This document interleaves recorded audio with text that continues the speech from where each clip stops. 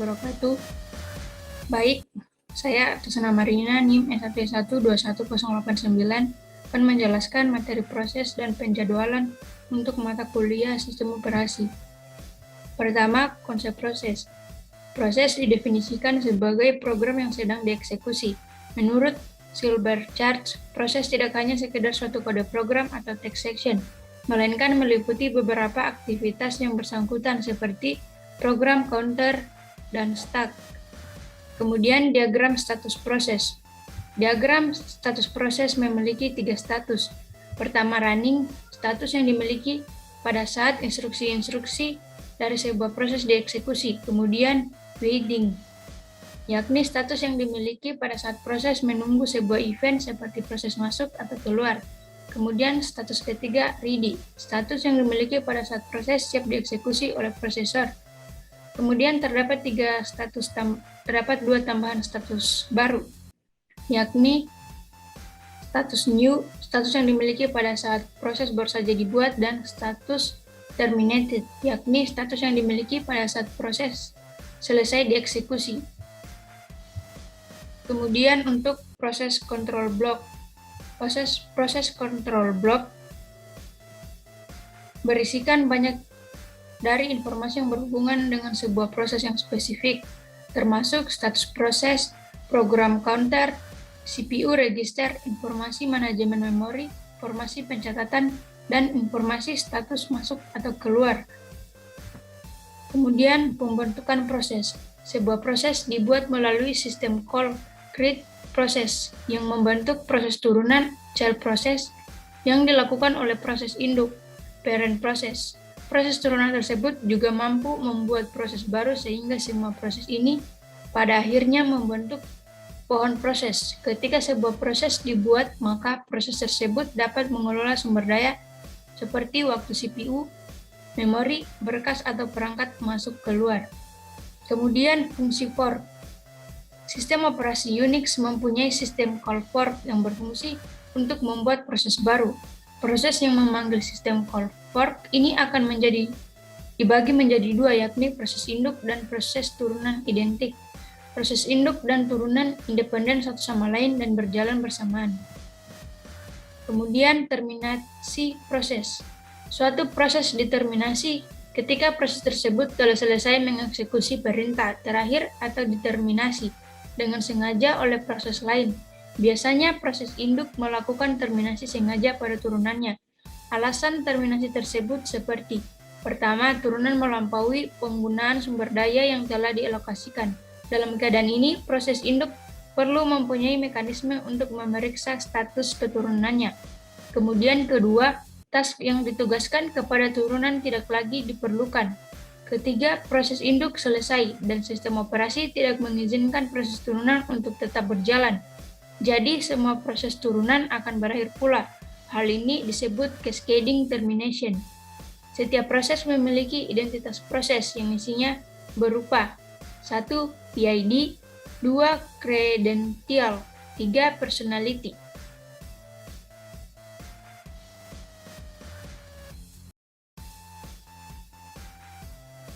Menjalankan 2 atau lebih task dalam waktu bersamaan.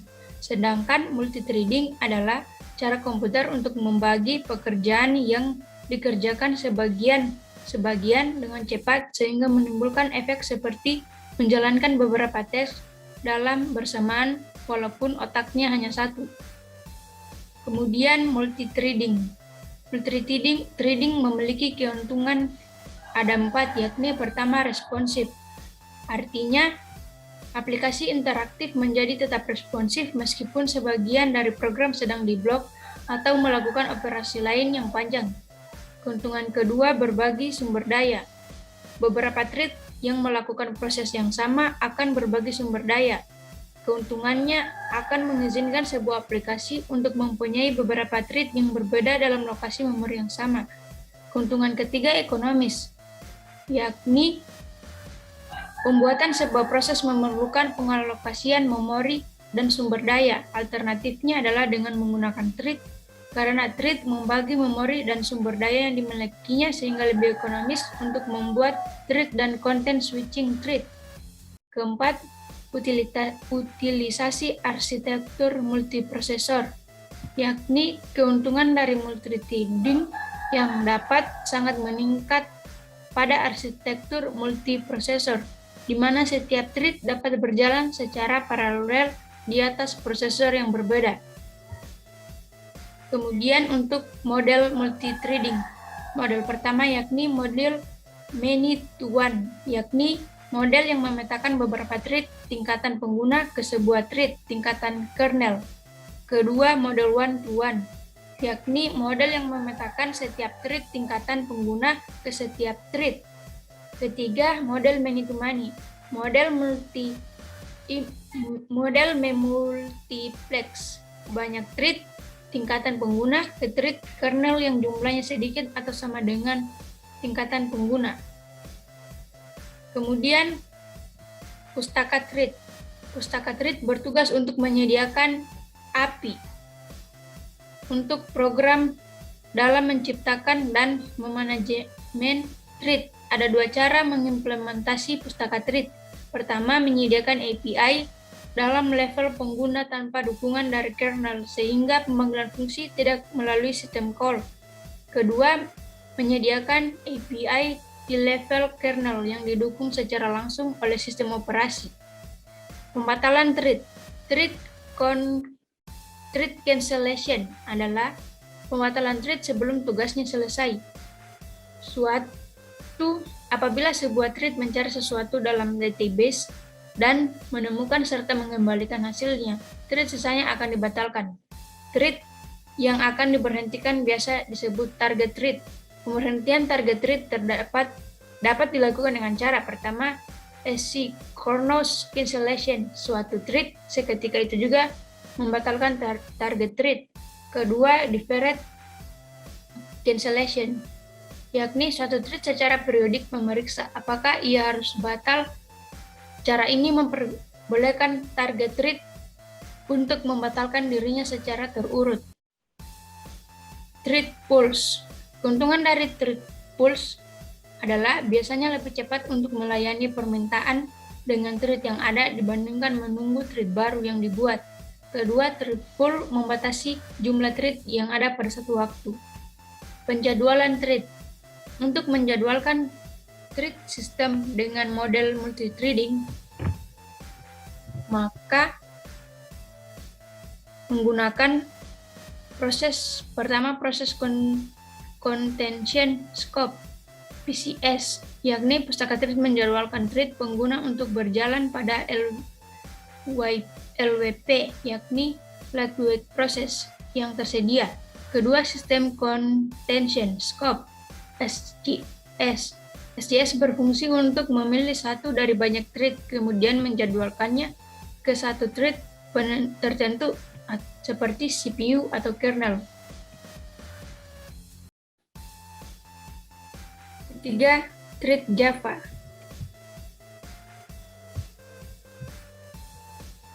Status thread.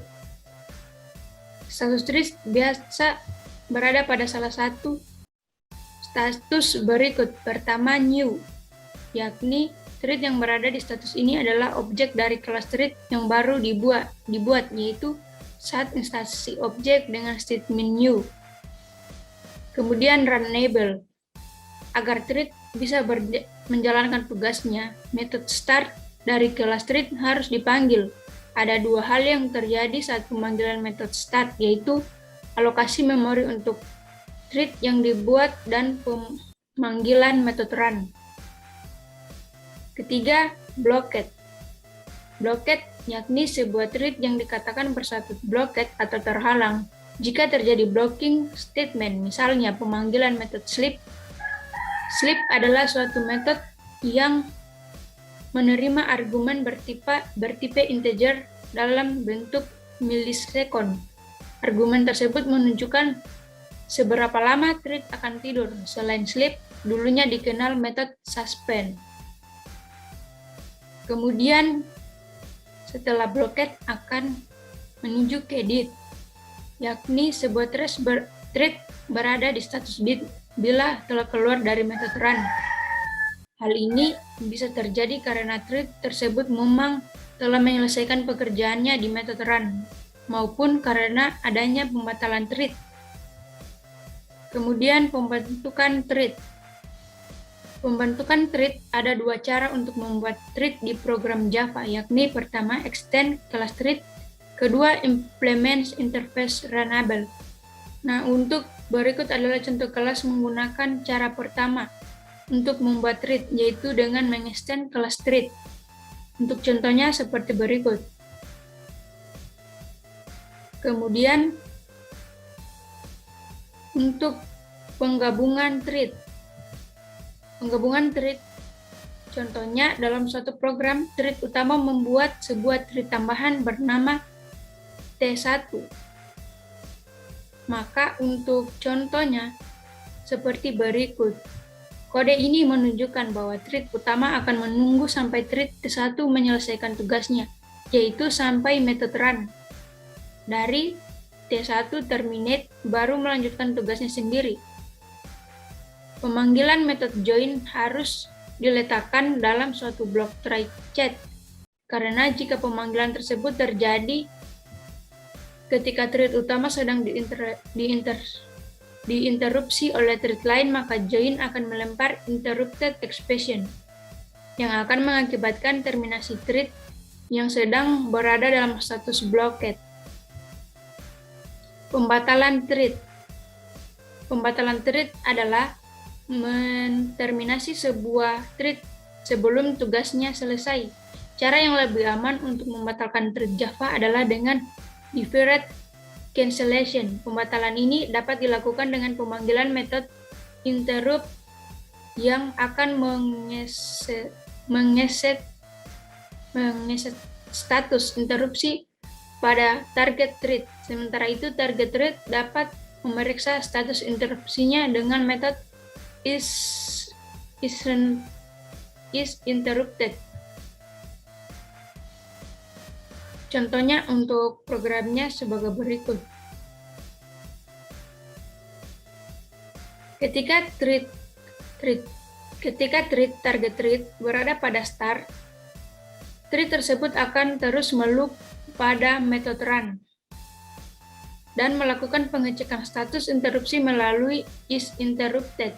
Status interupsinya sendiri baru diset ketika pemanggilan metode interrupt yang ditunjukkan dengan statement target thread interrupt, yakni seperti yang sebagai berikut. Kemudian JVM atau Java Virtual Machine. Setiap program Java dijalankan oleh Java Virtual Machine JVM. Artinya program Java dapat dijalankan di platform manapun selama platform tersebut mendukung JVM. Umumnya JVM diimplementasikan di bagian atas suatu host operating system. Hal ini memungkinkan JVM untuk menyembunyikan detail implementasi dari sistem operasi tersebut. Kemudian aplikasi thread dalam Java. Salah satu kemungkinan keluaran program adalah seperti thread utama, ini coba thread 1, ini coba thread 2, dan seterusnya.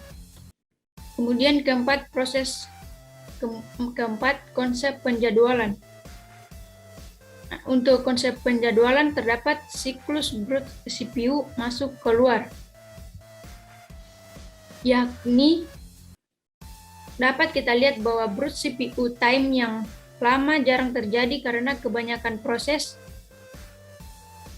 akan melakukan antara output ke layar atau file maupun meminta input dari user atau file, sehingga situasi di mana proses bekerja dengan memori dan register dalam jangka waktu lama tidak terlalu banyak ditemukan.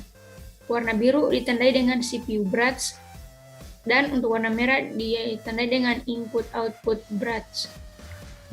Kemudian penjadwalan preemptif dan non-preemptif. Penjadwalan preemptif mempunyai arti kemampuan sistem operasi untuk memberhentikan sementara proses yang sedang berjalan untuk memberi ruang kepada proses yang prioritasnya lebih tinggi. Penjadwalan ini bisa saja termasuk penjadwalan proses atau masuk keluar. Penjadwalan preemptif memungkinkan sistem untuk lebih bisa menjamin bahwa setiap proses mendapat sebuah slice waktu operasi. Sedangkan penjadwalan non-preemptif ialah salah satu jenis penjadwalan di mana sistem operasi tidak pernah melakukan context switch dari proses yang sedang berjalan ke proses yang lain. Dengan kata lain, proses yang sedang berjalan tidak bisa diinterrupt. Kemudian dispatcher. Komponen yang lain yang terlibat dalam penjadwalan CPU adalah dispatcher. Dispatcher adalah modul yang memberikan kontrol CPU kepada proses yang sedang terjadwal. Fungsinya pertama, content switching. Content switching ialah mengganti state dari suatu proses dan mengembalikannya untuk menghindari monopoli CPU time. Content switching dilakukan untuk menangani suatu interrupt, misalnya menunggu waktu masuk atau keluar, untuk menyimpan state dari proses-proses yang terjadwal dalam PCB. Harus dibuat untuk mengingat proses-proses yang sedang diatur schedule. Kedua, switching to user mode dari kernel mode. Ketiga, lompat dari suatu bagian di program user untuk mengulang program. Kemudian, untuk berikutnya kriteria penjadwalan. Ada 7 kriteria penjadwalan. Pertama, CPU utilization, yakni jika kita ingin menjaga CPU sebaik mungkin, CPU utilization akan mempunyai range 0 sampai 100%. Di sistem ini sebenarnya CPU ini mempunyai range 40-100%. Kedua, throughput. Ketiga, turnaround time. Keempat, waiting time. Kelima, response time. Keenam, fairness. Ketujuh, efisiensi. Untuk materi kelima yakni algoritma penjadwalan. Macam-macam algoritma ada 6. Di sini saya akan membahas algoritma multilevel feedback QUI. Multilevel feedback QUI. Algoritma ini mirip sekali dengan algoritma multilevel QUI. Perbedaannya ialah algoritma ini mengizinkan proses untuk pindah antrian. Jika suatu proses menyita CPU terlalu lama, maka proses itu akan dipindahkan ke antrian yang lebih rendah. Hal ini menguntungkan proses interaksi karena proses ini hanya memakan waktu CPU yang sedikit. Nah, untuk gambar dari multilevel feedback QUI yakni seperti berikut. Multilevel feedback QUI adalah salah satu algoritma yang berdasar pada algoritma multilevel QUI. Perbedaan mendasar yang membedakan multilevel feedback QUI dan multilevel QUI biasa adalah terletak pada adanya kemungkinan suatu proses berpindah dari satu antrian ke antrian lainnya, entah dengan prioritas yang lebih rendah maupun lebih tinggi. Pada contohnya, seperti gambar berikut. Pertama, semua proses yang baru akan diletakkan pada QUI 0, yakni kuantum 8ms. Kemudian, jika proses tidak dapat diselesaikan dalam kuantum 8ms ini, maka akan proses tersebut dihentikan dan dipindahkan ke QUI 1, yakni kuantum 16ms. QUI 1 hanya akan dikerjakan jika tidak ada lagi proses di QUI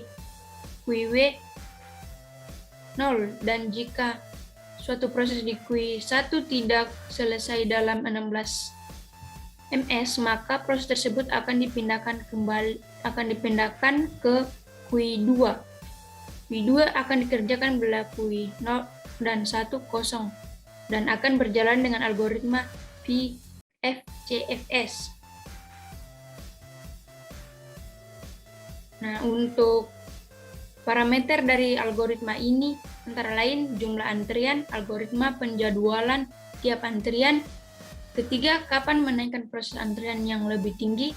Keempat, kapan menurunkan proses antrian yang lebih rendah. Dan kelima, antrian mana yang akan dimasuki proses yang membutuhkan. Nah, untuk contoh kasus dari MFQ yakni multilevel feedback QUI, yakni untuk prosesnya ada P1, P2, P3.